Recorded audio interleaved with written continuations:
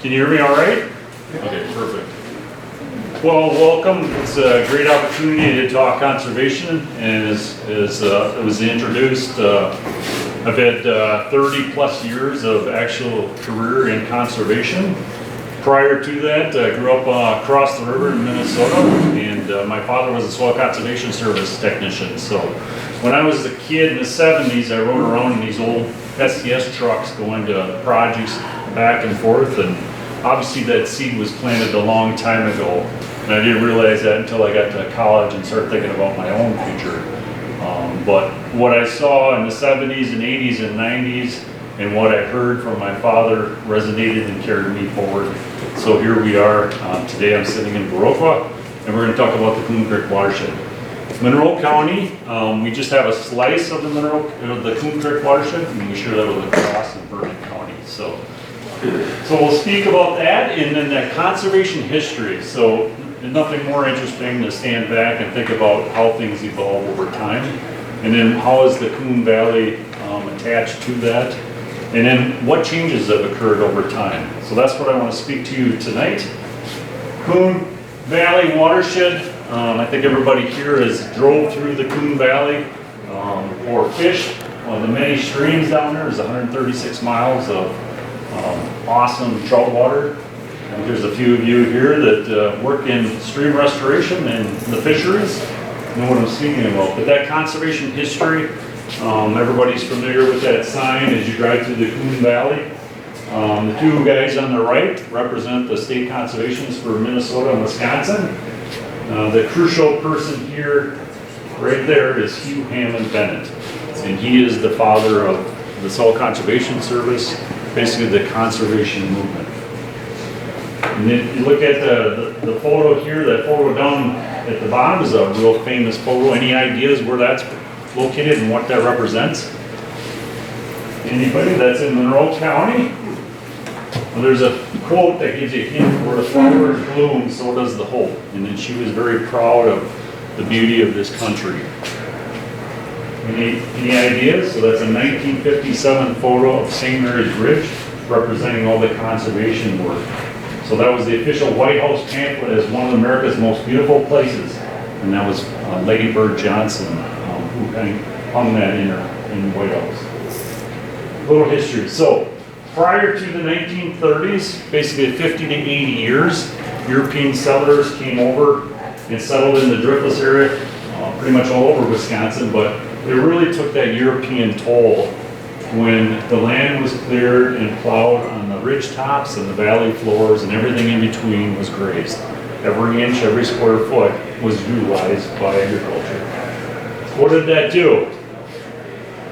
Large gullies feeding down to the valley floors, dropping enormous amounts of sediment. There's 12 foot of sediment that's covering the original topsoil. And just think, that happened over 50 years. As conservationists, our job is to stop that by adding to that later. You can see the size of these gullies in some places 30 to 40 feet deep. You can't really farm that anymore, and the situation kept rolling. And Hugh Hammond Bennett basically labeled soil erosion as a national menace.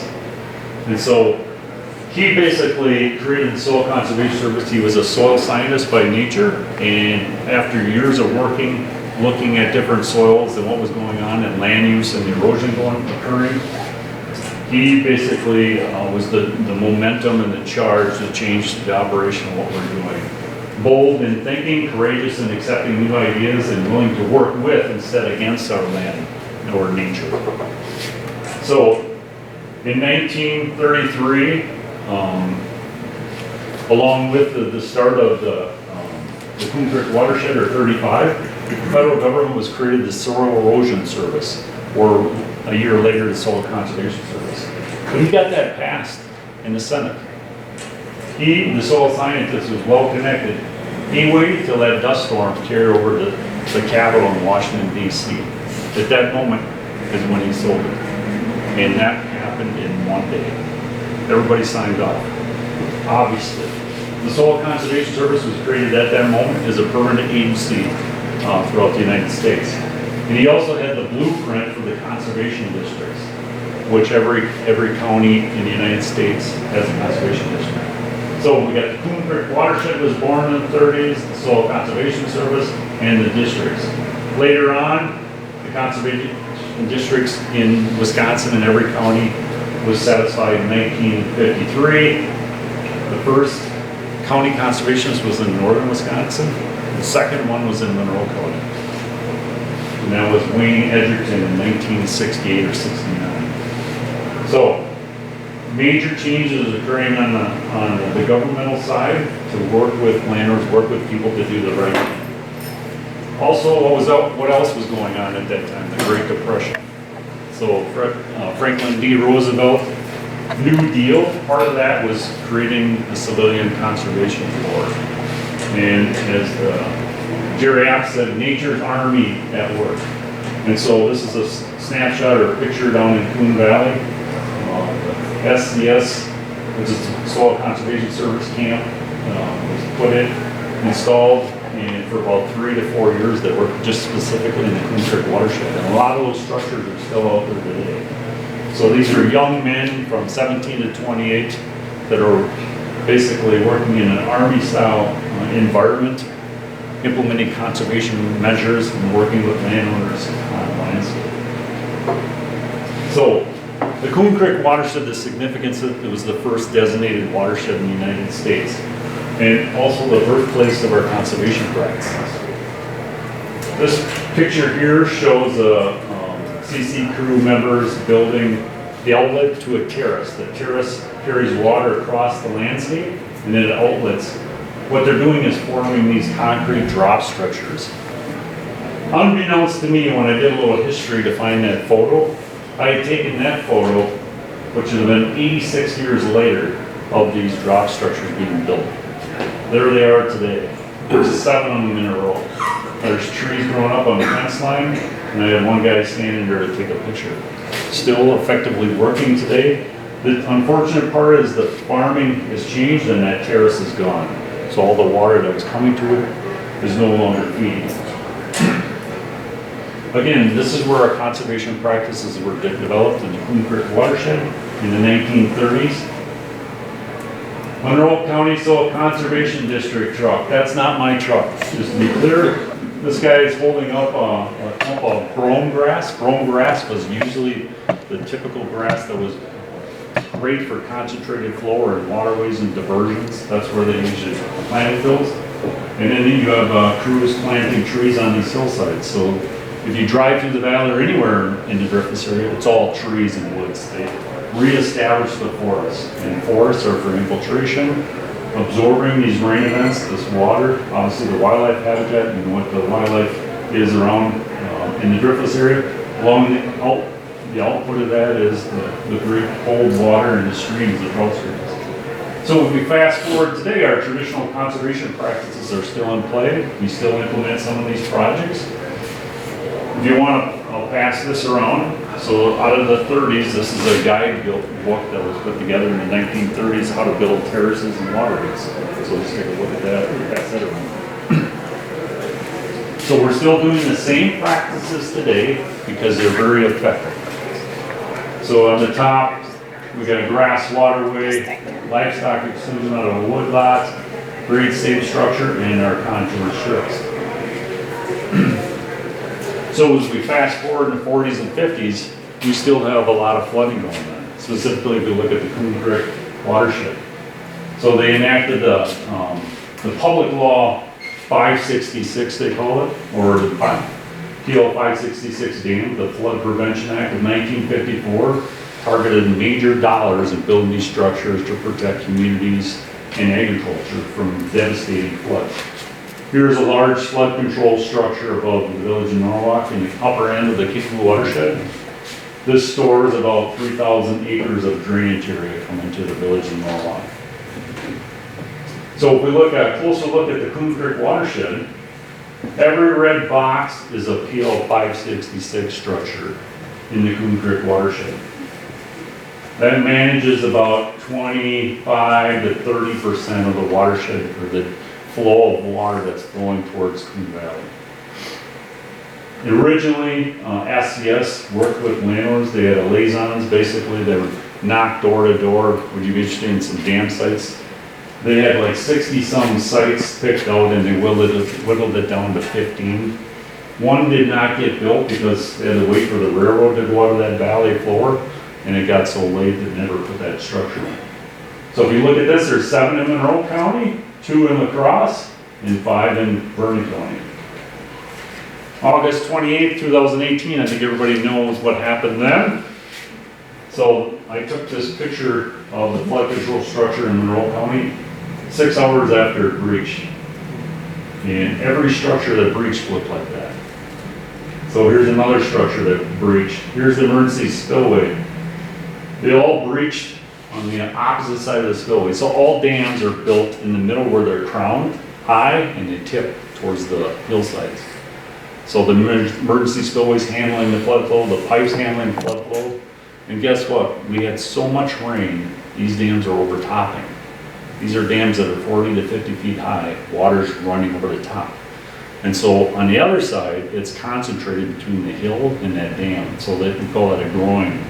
And that's where the failures occur. So looking at that map again, we see that 3 of these structures breached. And the other 3 here, so 6 over top, meaning the water was running over the top of these dams. 3 of them got beat up and 3 of them breached. And I'm not including what happened in the West Fork of the Kickapoo, 2 more structures breached. So that got a lot of federal attention. 5 structures breached in one night. So there's over 12,000 structures in the United States that never happened before.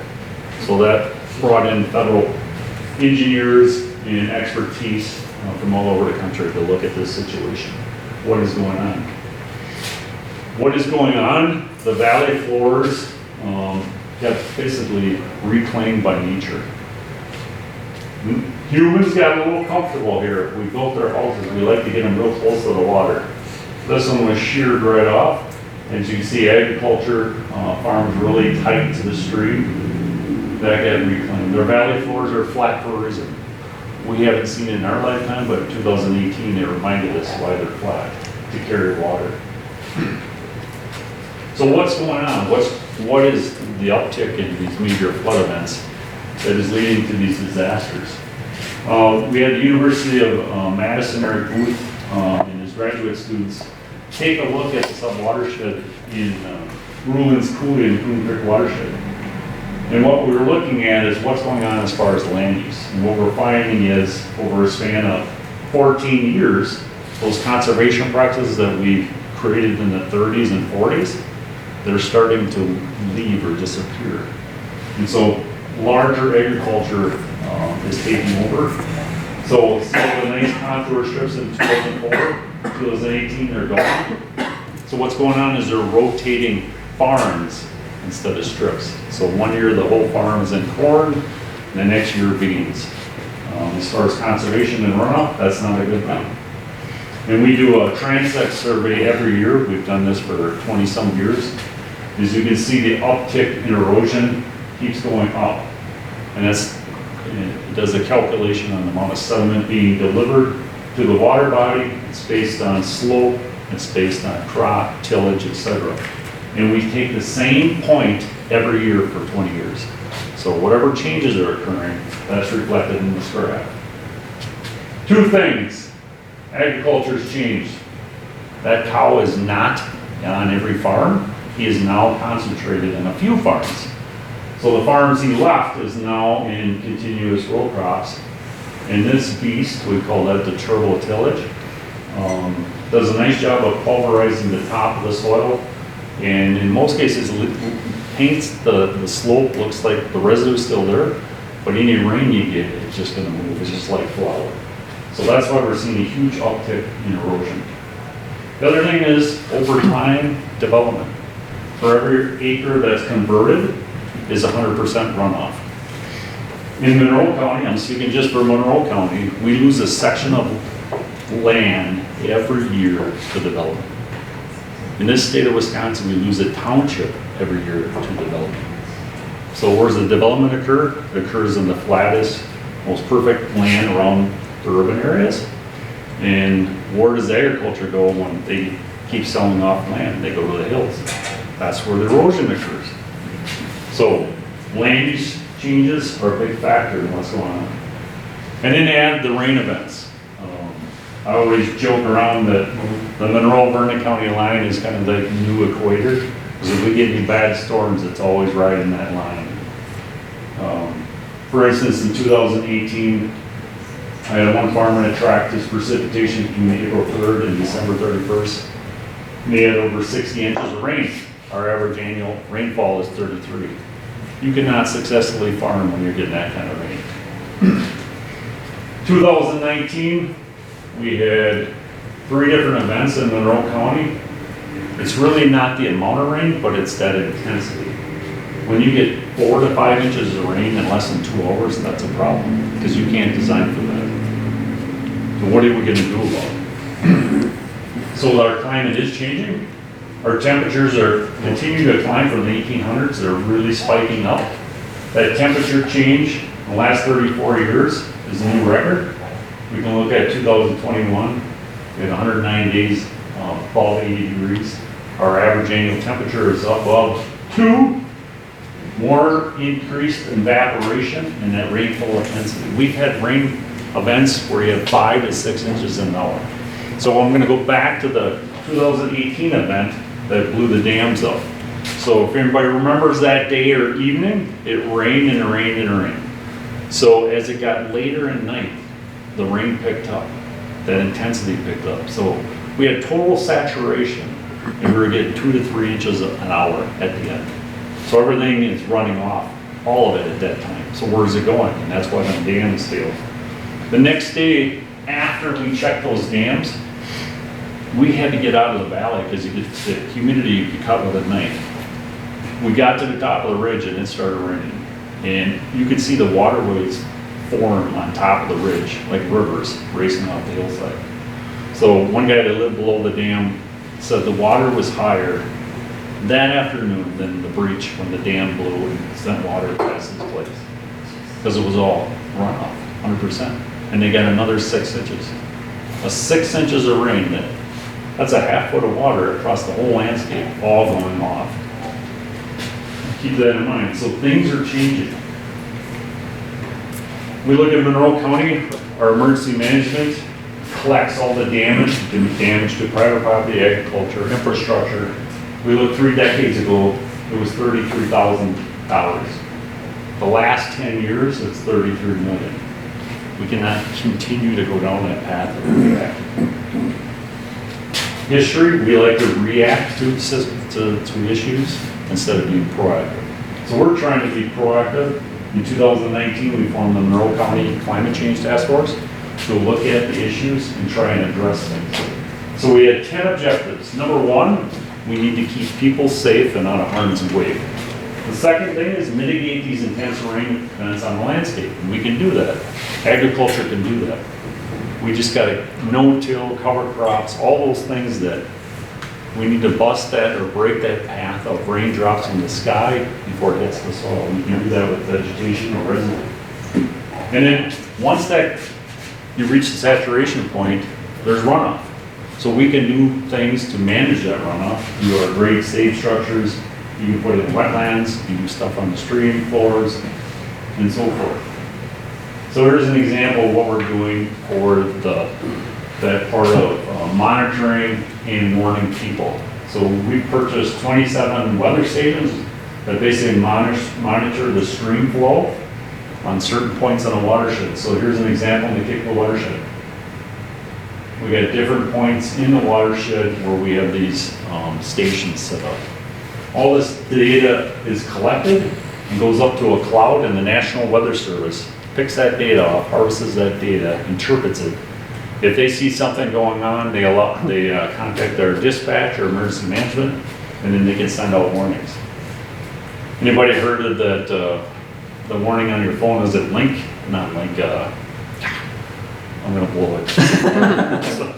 But anyway, you get a phone alert. In Monroe County, at least, you can get this phone alert to notify you if there's flooding going on or whatever hazardous weather is going on. So If you look, there's graphs, so we can monitor and create history on what's going on when we have these intense rain events. We also have tipping buckets, which are very accurate precipitation collectors, and you can figure out the rain intensity. So we have those in a few watersheds in the southern part of the county.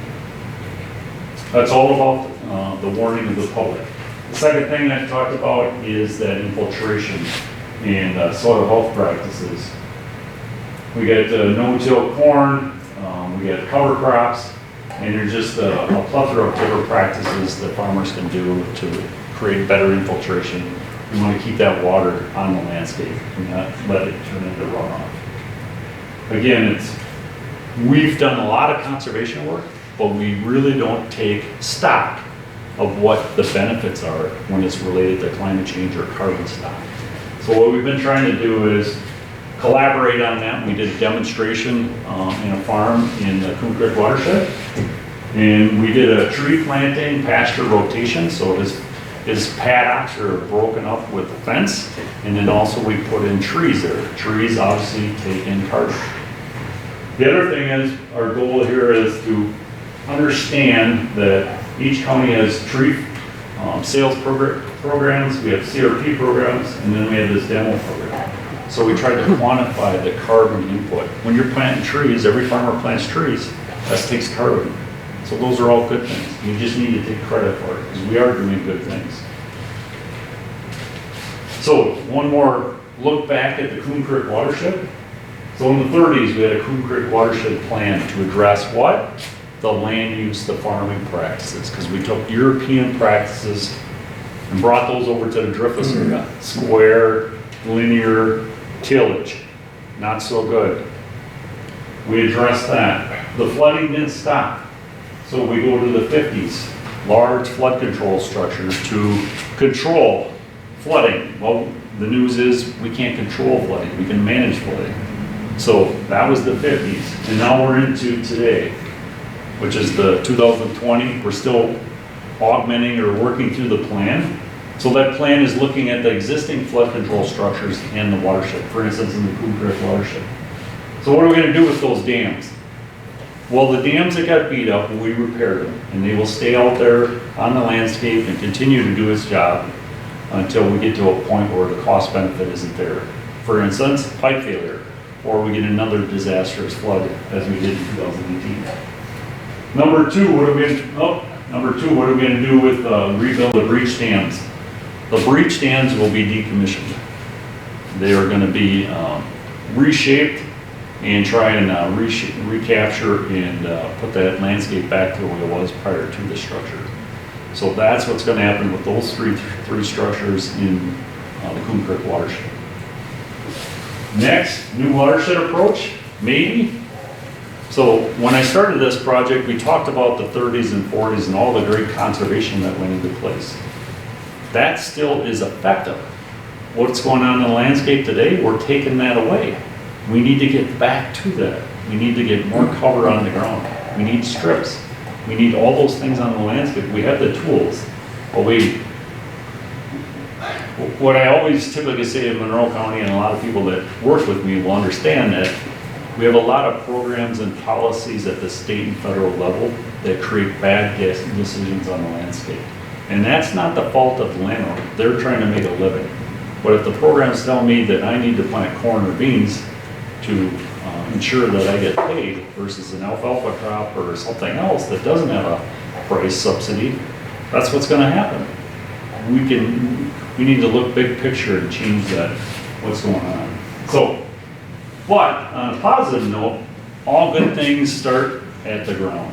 And so when you bring landowners together, farmers together, the community together to address situations, you can be a lot more successful versus on top-down politics and policies and programming. So this is where I'm going to kick it over to Nancy in the Coon Creek Community Watershed. They're doing great things. They got great things in place, and I'm going to let her explain what they're up to work against it.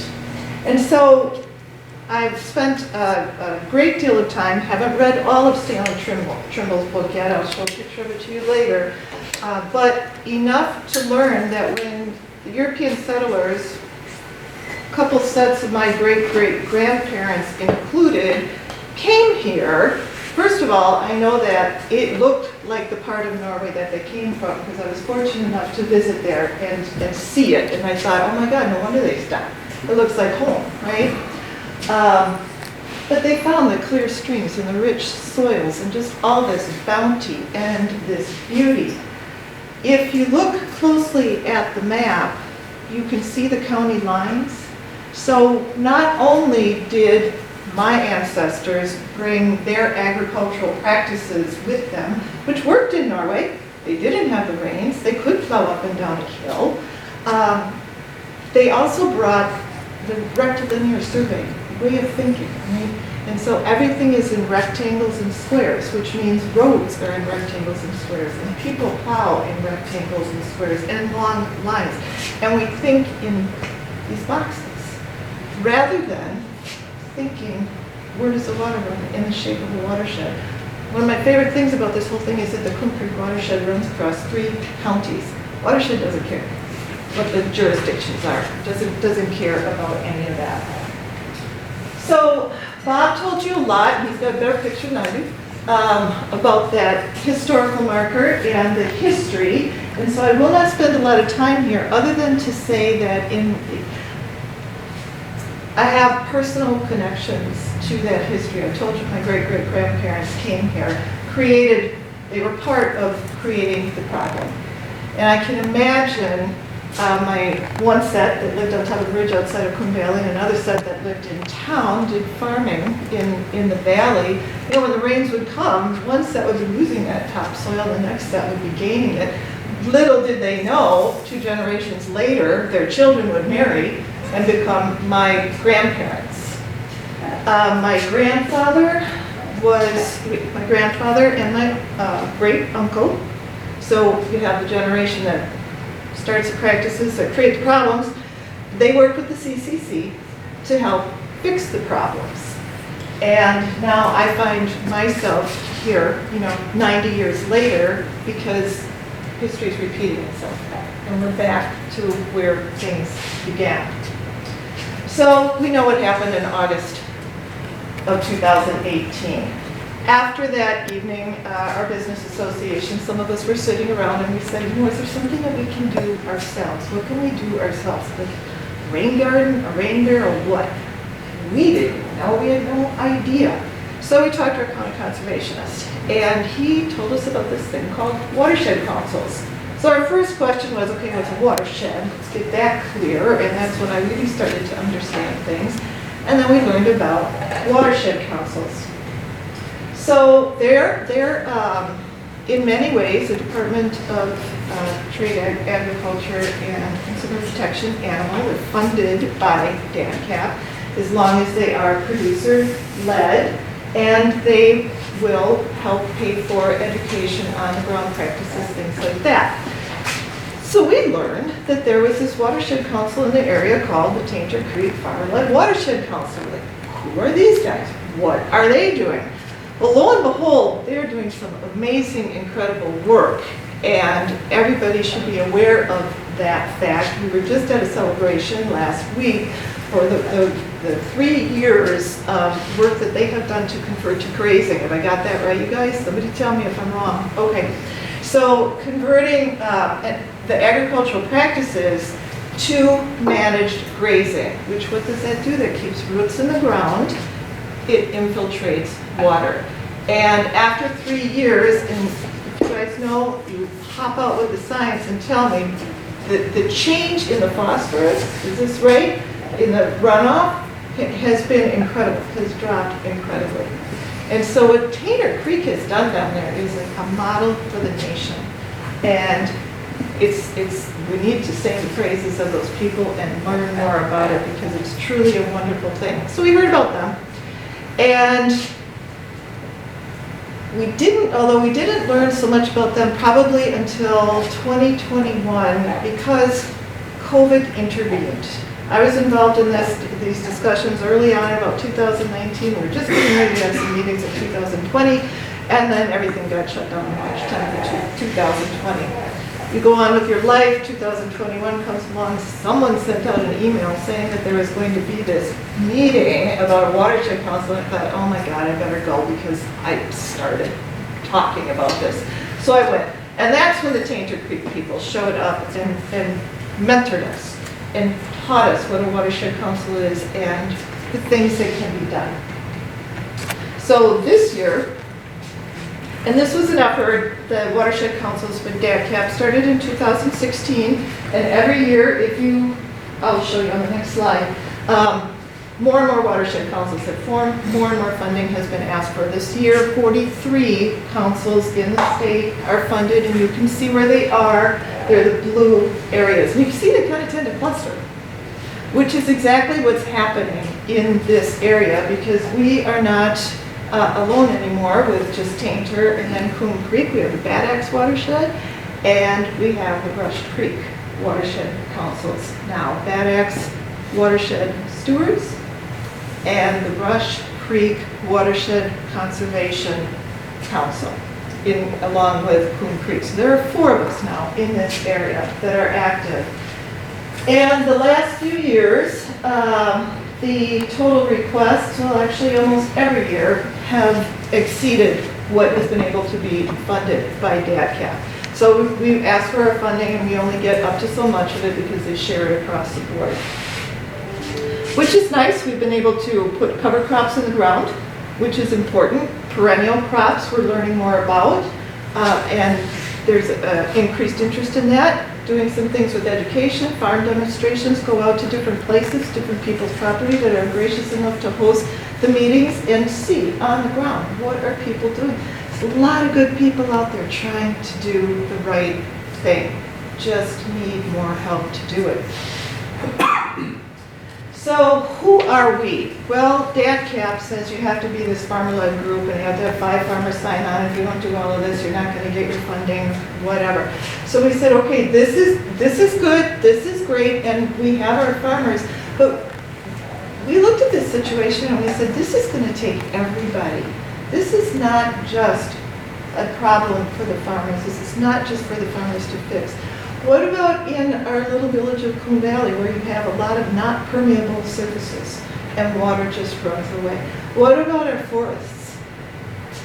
We have a lot of land that's forested. I know that we do on our property. There's many things that everybody can do. In fact, we have a meeting tomorrow night. We're going to learn about perennial bulbs, things that you can do just in your own yard to help infiltrate water, because it is up to all of us. So we are anybody who has a vested interest in the Coon Creek watershed, calls it home, who loves the area, who maybe lived there before, maybe just comes to visit. We are welcoming everybody, because it's going to take all of us to solve this problem.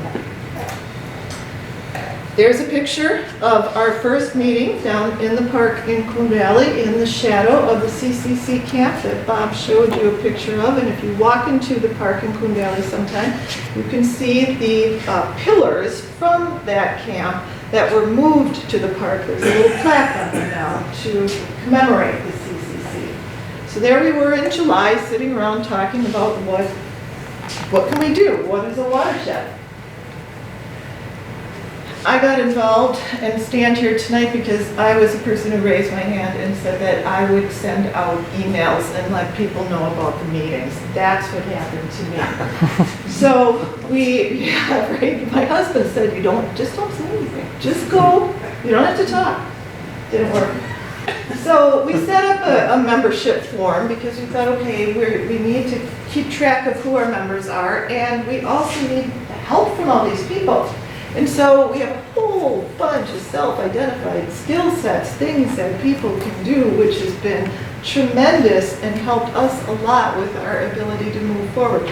Some people are good at standing up and talking. Some people are good at education. Some people are the people who are down there cooking the food so that we can have a bite to eat before our meals. It's just all different types of people with all different skills.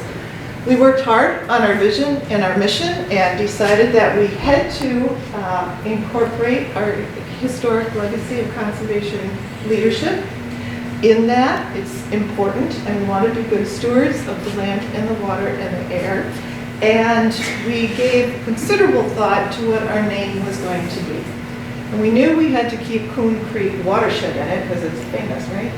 And then we said, well, we also need to honor the legacy of the CCC. And so we wanted to have CCC as part of it. And then we said, we want the whole community to be part of this. We want to be community-based. So we came up with Coon Creek Community Watershed, and we finally said council because it starts with a C and we liked it better than group. So that's how we came up with that. What do? We make running water walk. Excuse me, isn't that cool? That's nice. It is nice. And here's the story behind it. Up where I live on Southridge outside of Coon Valley, another thing I never knew, right? When I leave my home and drive into the village of Coon Valley, I drive past these fields. And in these fields are these terraces. To me, they were not terraces. To me, they were like these humps in the field, and there was a bunch of grass and stuff growing on them, and I could never understand why they would be there. You know, but I never thought about it. It was something that I saw, but I never thought about what that was. I'm learning so much as being part of this group. I love it. So I learned what those things were. They're terraces, right? And they slow the water. Those terraces near my home were built by the CCC in the 1930s. And they were built on one of the farms, so they were one of the earliest farmers to participate in that historic work of land conservation that was being done. And that was the Ernest and Joe Haugen family. And so when Ernest was, and he was a lifelong conservationist, about 13 years old, the teachers at school, and this was going on, right? These things were being built on his parents' farm. The teachers in school asked him, what are the farmers trying to accomplish with this work? And he said, we make running water walk. And so we heard that story and we said, that's it. That is it. Because it makes it simple. Just slow it down and make running water walk. How do you do it? Planning, education, outreach, standing here tonight talking to all of you, telling you about watershed councils, regenerative practices. I'm learning so much all about all of those. We do field days or field nights more often because it's easier for our dairy farmers to come after the milking, right? So you learn to think about these things. And what you can see up there is, let's see, what are we looking at? We got to see a dam constructed in 1936 by the CCC. And what else have we got going? We've got, oh, that's when we were up at Munch's. So you mean we were up at Munch's looking at their managed grazing operations. Whole list, and Bob mentioned some of them, and many of you probably know better than me. What are those regenerative practices? I was pretty excited that I could come up that list by myself, and I learned a lot about what they are. Which is a good thing, right? Another picture. The Coon Valley Conservation Club was kind enough to give us a home. They came early to one of our meetings and said, who are you people and what are you about? And when that was explained to them, they said, hey, why don't you come down and have your meetings at our place? Because you know your mission aligns with ours. And so very often that is where we hold our meetings. And we end up with somewhere from 20 to 40 people at each of our meetings. Dr. Eric Booth, Bob mentioned him. His students came and did a study on flood resilience in the Coon Creek Watershed.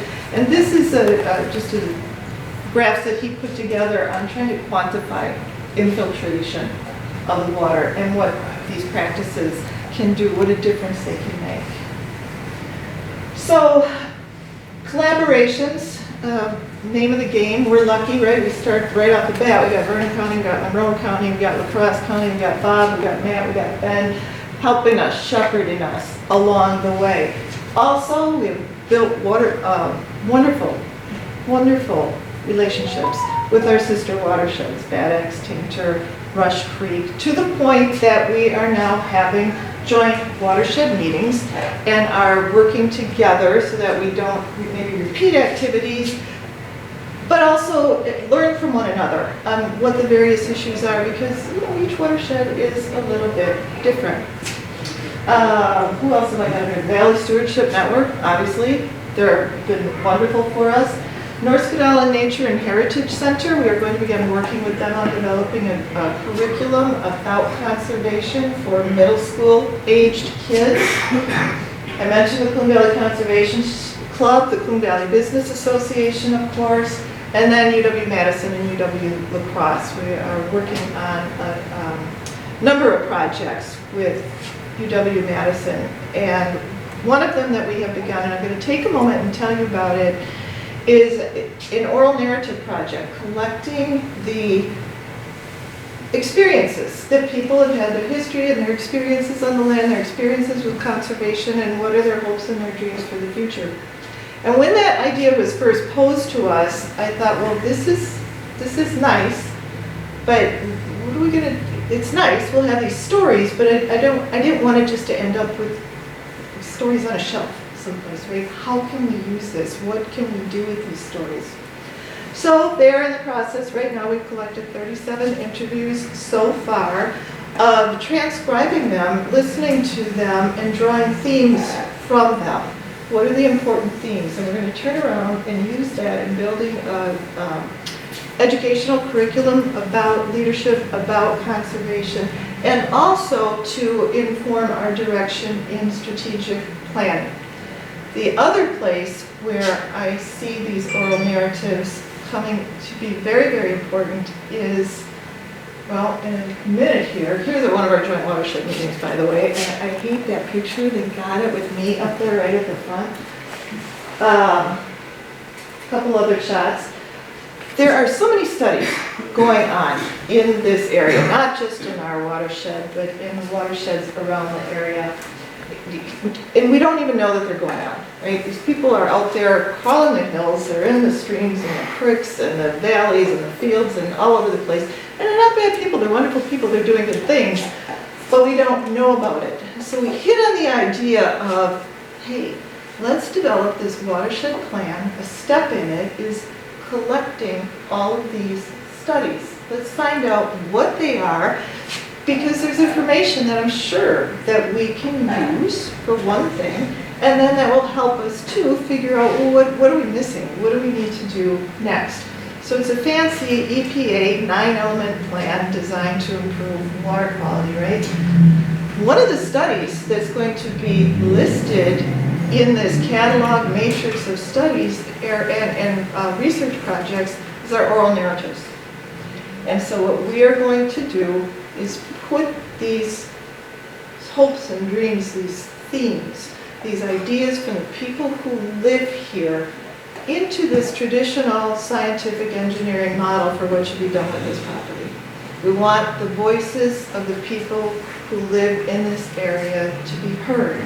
And that's really, really important, because a lot of important people are reading these studies and making decisions about what should happen. Should there be dams? Should we decommission the dams? Where are the people who live here in that story? And so this, we think, is a very, very important piece. How are we funded? Right now, the DACAP funds us. We also are very, very thankful to the Ho-Chunk Nation. They are funding our activities as well through Vernon County, a little bit of funding through University of Wisconsin-Madison. We've got several grant applications out, so hopefully some more of those will come in. Why? Why are we doing this? Well, I'll tell you off the bat, the first reason I am doing this is because I can see what is happening, right? We've talked about the soybeans and the corn. I can remember that there used to be wheat, things like that, out on the land, and then suddenly it was all corn and soybeans, and I never thought a lot about it. I was just like, where did this go? Why? What happened here? And what happened to those contour strips that were on our property, by the way? They were on our property, but then they weren't there anymore. So I started putting two and two together, and my husband and I said, okay, we are the landowners here. We have 140 acres all together, 50 of them tillable, I guess is what you say. And we said, we've got to change what's happening. And so we did the hard work. changed the people who were renting from us, and now those beautiful contour strips are back in, and some of the erosion that had happened on the land is being corrected. So I'm living proof that there are people out there that can learn, and that can change, and that can do something different. The other big reason I'm involved is because I've got this little, almost 2-year-old grandson, right? And he's a darling. And how can grandma know what's going on out here and not do it? How can I not turn over every rock, everything I can possibly do to make this a better place for him to inherit, so that 70 years down the road, he doesn't have a mess that he has to come in and work on. I don't get to do that. Stanley Trimble, Historical Agriculture and Soil Erosion in the Upper Mississippi Valley Hill Country, big mouthful, title. It's a wonderful book, and it's the playbook. He spent years studying in this area. It's a beautifully written book. So much information in it. It's dizzying, but it's wonderful. One of the exciting things for me when I learned about watershed councils and all of these things was that, oh my gosh, we can actually do something. That sense of hopelessness, that all this water is flowing and it's just nature and it's just weather, climate change, whatever. How do you work with that? And what I learned is that you can. And I started reading this book, and there's so much in this book. I haven't read through the whole thing yet, and it's going to take a while, and I'll eventually get through it and then have to go through it again because there's so much. It gives us the answers, right? People here faced this 90 years ago, and they overcame the problem, and they were able to move forward. And we find ourselves in that same place, but it can be done. And it's important that it be done because the other book, The Creeks Will Rise, which is also a wonderful book written by William Becker, is really, it's a story of managed retreat, but he talks about Soldiers Grove, having lived there, and tells the story of how Soldiers Grove ended up having to relocate, right? The point is, if we don't learn from these lessons of the past, and if we don't take some different actions, we're going to have to think about moving. And do we want to do that, right? Do we want to leave our homes and where we've raised our children, in our case, where we've had a couple of marriages and things like that? Do you really want to have to leave those places? How hard it must be. Not lost on me is the fact that my great-great-grandparents came here and were part of the group that moved the Ho-Chunk people on to other lands, you know, and I got a little taste of what that must have felt like. So it's important to look back and take some lessons, and from all of these stories that we're gathering, people who can remember. My aunt remembers the CCC boys coming into town. They looked good. They were all dressed up in their uniform. She was about 5 or 6 years old at the time, but he has memories of this happening, and we wanted to capture those things. So where are we going? I mentioned some of it. We're going to continue to work on our watershed plan. Continue outreach. That's probably the big thing. Education and outreach. And increase regenerative practices on the ground. Make that water walk. Slow it down. And 10 years, y'all can come to our 100-year celebration of the Coon Creek Watershed, because that will be, I think, the popular date that's chosen is sometime in October of 1933. So we're now in 2023. We've got 10 years to plan a big party. And that's all I got for you.